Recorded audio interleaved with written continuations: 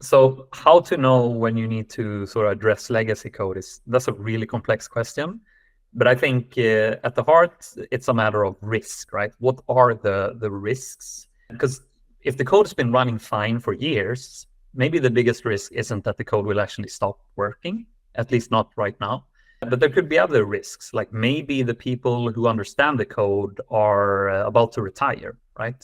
And then maybe the reason to sort of address the legacy code is not that there's something wrong with the code, it's that the code will become unmaintainable because you can't staff properly to handle it. And then you might have to move the code to a different language, a different framework, or so on. Or at least have the original authors write a lot of tests so that the next person addressing the code will be able to understand what you're trying to safeguard in those tests.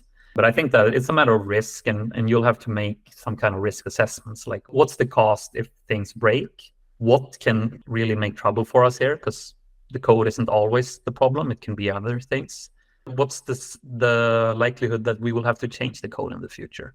Is there legislation coming in, or these things might also affect? Or are there business rules in the code that we might have to change in the future? Because then, like, if the code needs to change with the business, then you need to be able to work with the code fairly frequently, and that requires that you have the right competence and that the code is fairly convenient to change without breaking something important. So complex question, complex answer, but it's about risk mostly.